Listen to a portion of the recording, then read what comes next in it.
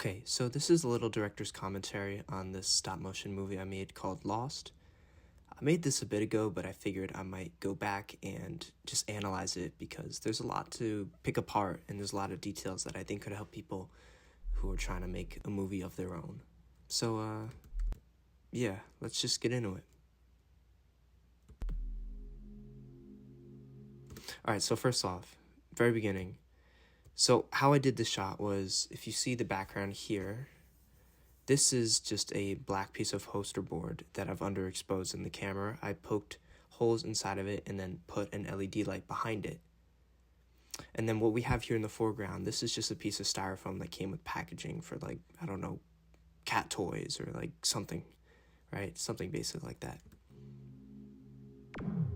Okay, so here already there's some visual effects kind of going on. What we have with the piece of foil that shoots out, this is a piece of foil.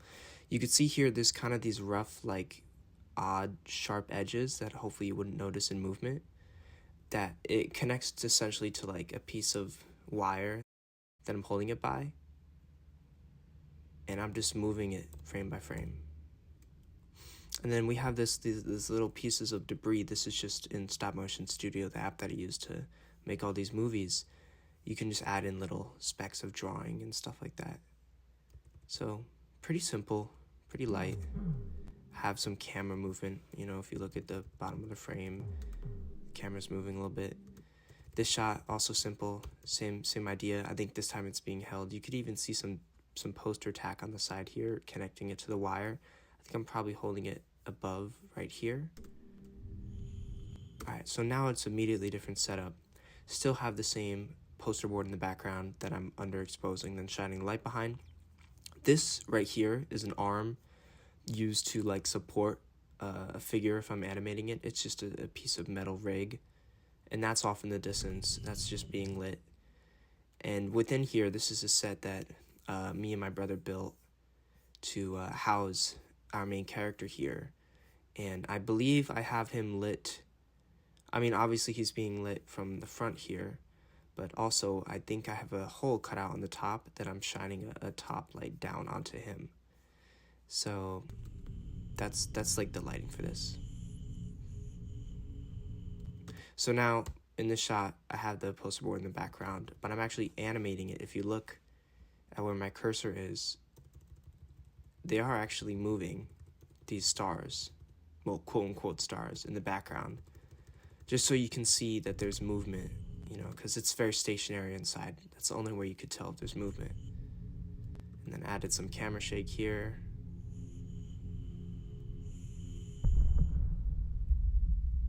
Alright, so for that, it's pretty simple.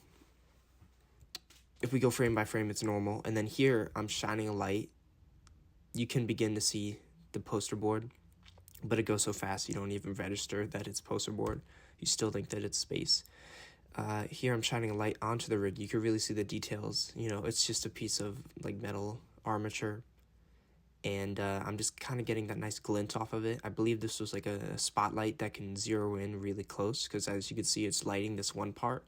It's not really lighting these parts here, but just enough to make it look like it's, I don't know, focused on this one area, because it's supposed to be an explosion. You know, it wouldn't just be the whole thing at once. It would be this one area. And I really like the way it captured some of the texture on the inside of this window here. I really like that. And then the next frame, I think I just turned up the exposure. Or, you know what I may have done? I may have just shined a light into this window and overexposed it so you wouldn't even be able to tell. But I adjusted the exposure, so as you can see on the edges here, the edges get more and more like defined. There's more bloom. And then I added some camera shake, just in camera, not in post. I don't really think it looks that good in post. I'd rather just do it in the camera. Same concept on this shot. This is all very blown out.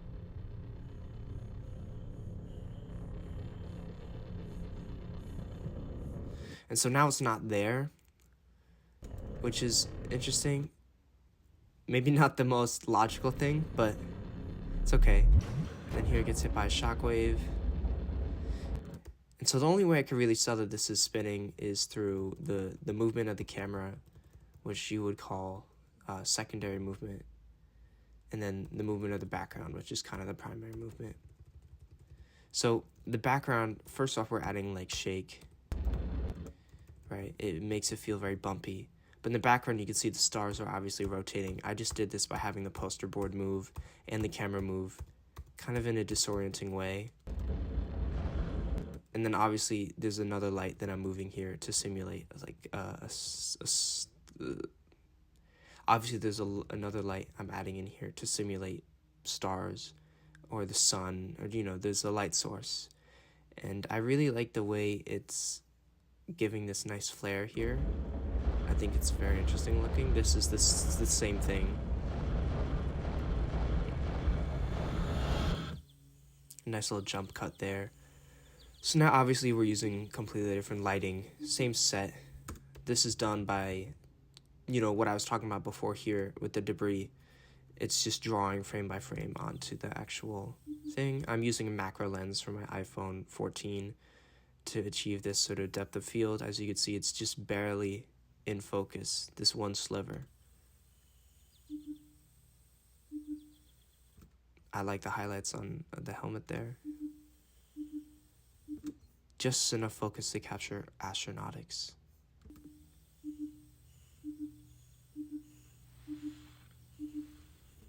I really like what I do with the camera movement here. It's very hard to get things to move this slowly. But I start moving the camera just literally this last frame, or these last two. If you look at the top here, there's a bit of camera movement, and then that continues into the next shot. Just 'cause I felt like it transitioned it easier. That's like an insert. And here we have it's basically a POV shot now. Very overexposed because I didn't really have a set. And now we reveal the outside. Which, literally, the set ends like there. These are not very large sets, but it's about the detail,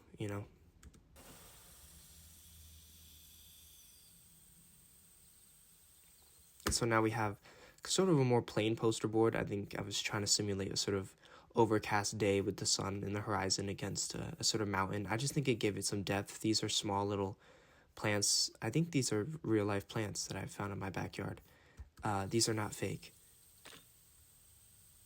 This grass is all fake though.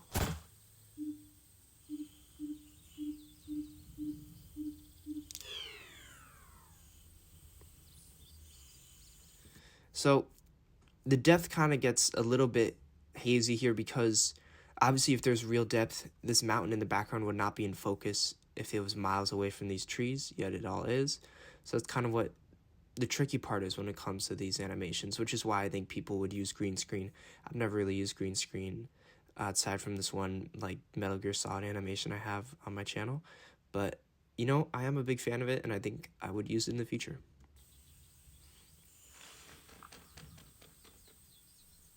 I thought the birds were a nice touch. That's just animating it with the same drawing I was talking about before. This one's further away because it's thinner. I like that.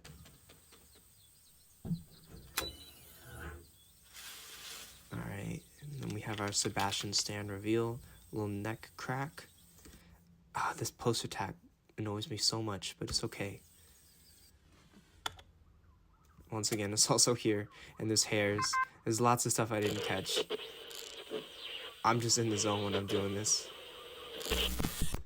Alright, so when he gets shocked there, that's just shining a light really bright, overexposing the camera, and then putting it back to normal exposure.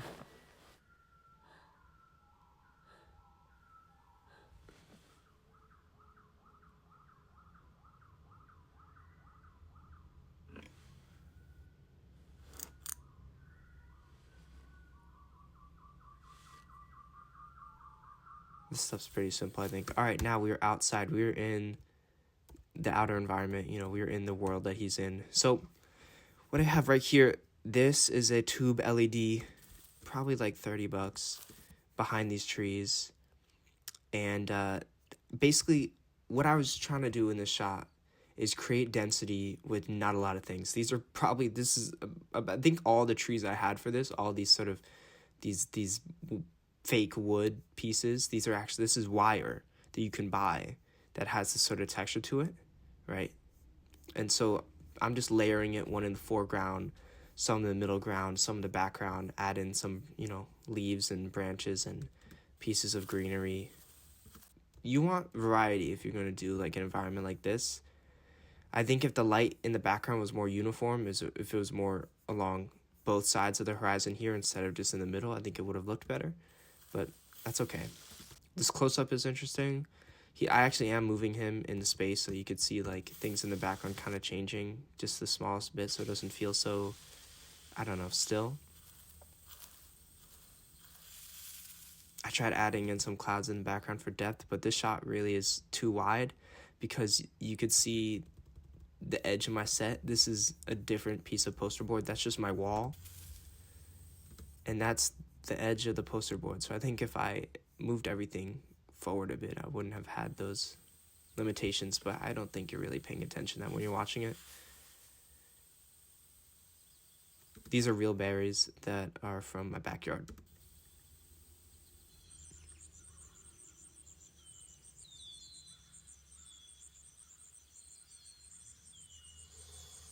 From an audio perspective, I think it's interesting to change the audio depending on like how crazy of a cut it is.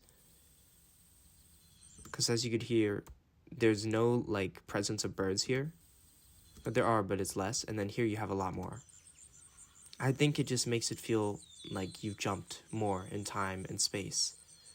Because if you mute it, it does just feel like it could be seconds later. But this feels like it could be like 10 minutes later.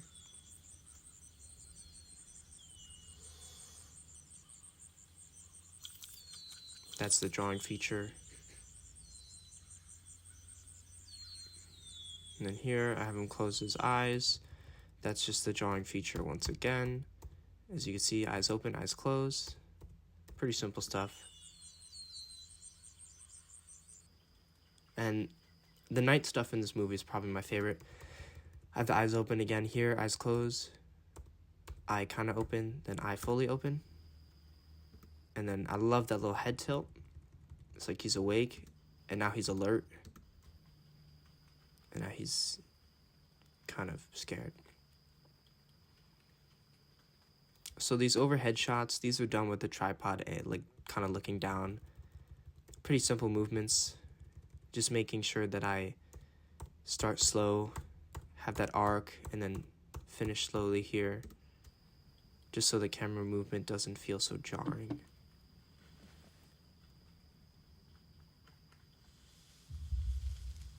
Alright, so now in the background, I think this looks really interesting because I don't even really know what I have going on here. I think I might have a tube light, like an LED thing.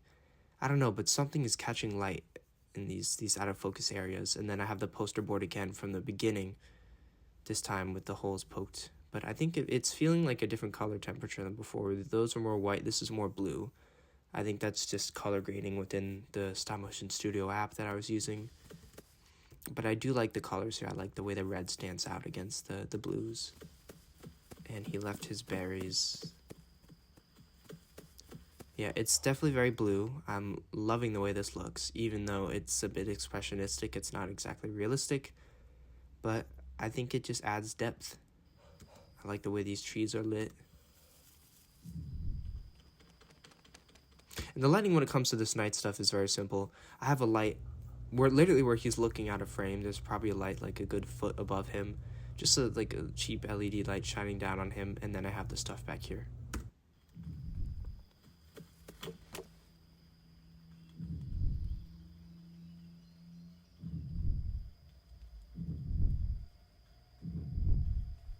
As you can see, there's some flicker. Stop Motion Studio, bro. Fix your flicker, dog. Because it's not my fault.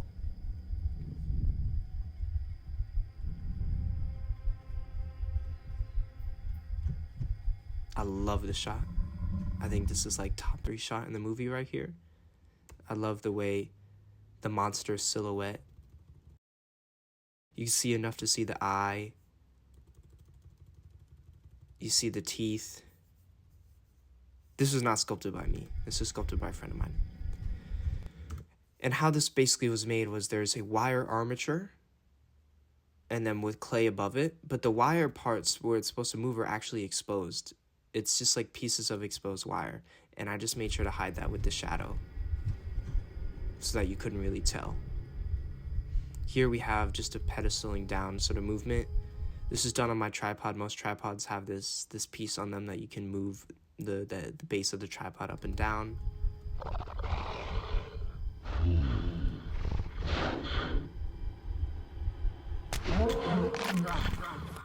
You can actually see in the background there's a little lock, you know, like for lockers at school, weighing down this tree because it would fall otherwise, but you know, hopefully no one noticed.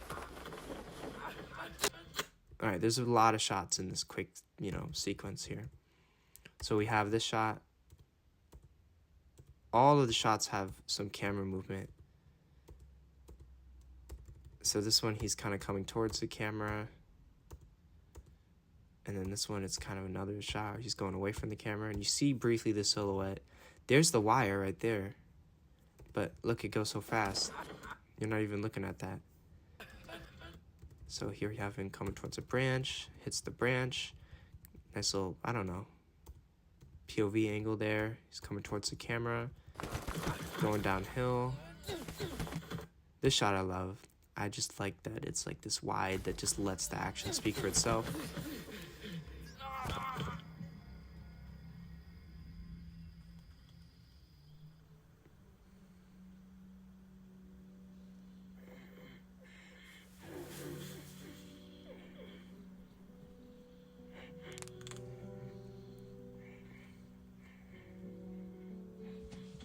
So I had 2 sets of clothing for this film of this red outfit, and then one of which I ripped them up and destroyed. And then the blood was just kind of there the whole time, but you wouldn't see it if he was wearing like the clean one.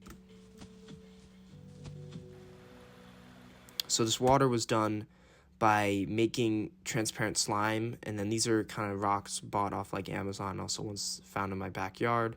Under it, this whole thing is in a pizza box that I cut open. And I'm sure we'll be able to tell soon that it's in a pizza box. Or not. Basically, after here, it's literally, it ends. This is not a large set. Everything, this is the widest I can get. So.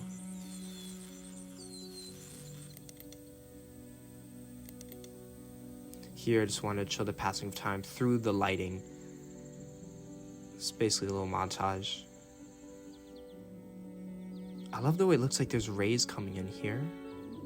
That's so interesting.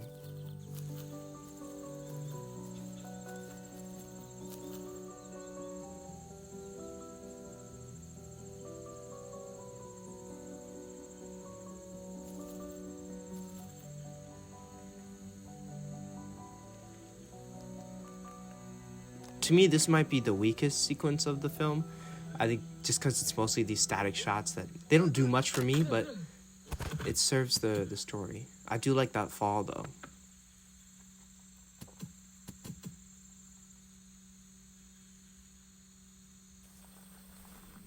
I like the shot. This once again, we're having some depth here with this one in the foreground, these in the background. I love this shot. Okay, so we have some water droplets coming off of this branch, as you can see here, which guides the camera down. Even as the camera starts to move, I'm still adding in water droplets. Guides the camera down to find him as a sort of silhouette against this bluish background. You don't need much. This, what you see is what you get. We have 3 sort of wire structures, and then we have this blue background. And then here it's even more simple. We just have these 2 coming down, and then this outline of a cave that I made with cardboard. That's just LED lights.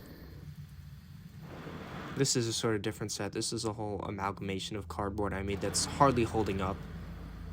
This is not solid. This is like paper.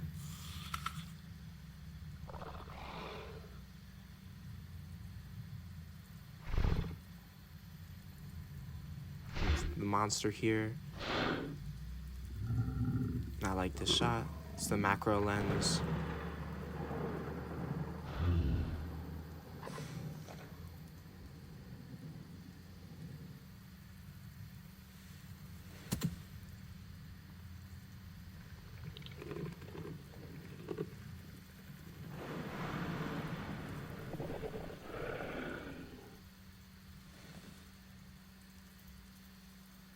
This entire sequence was pretty tough just because the lighting is so low.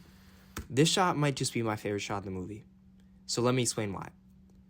By now, the monster has been through enough filming that his teeth are kind of like jagged and destroyed. But if you think about it, if this monster's out here like, you know, eating people for breakfast, his teeth are going to be a little bit screwed up. But this is kind of the first time you see the monster in just pure light. And I think the silhouette holds up. I think it's a beautiful silhouette.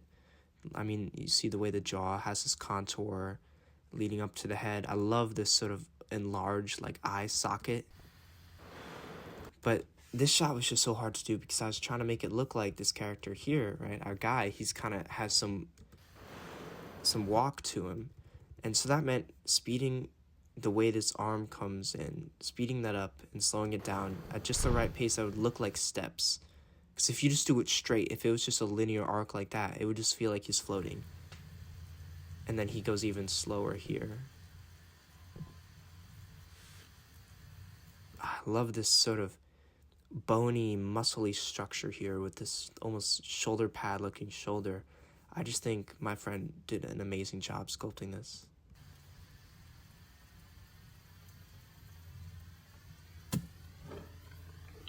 So he's feeding the monster and earns its trust. You could already see the clay's kind of cracking and coming apart, but you know, the monster's been through it. They're both torn up. So I like this. It's like he almost tames the monster by standing against it. And then he's just in disbelief. He's like, okay. You could see the paper move when he goes against it. Like, this is supposed to be rock. But I think it's fine. I think we can suspend our disbelief a little bit. I really love the colors here. I think they're nice and vibrant. I kind of saved that for the end of the movie. It's not that vibrant at the beginning. This is very deep blue.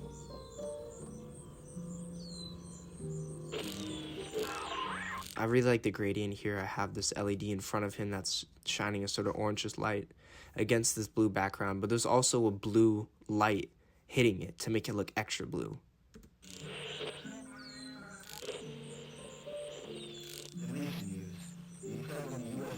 So this is macro lens.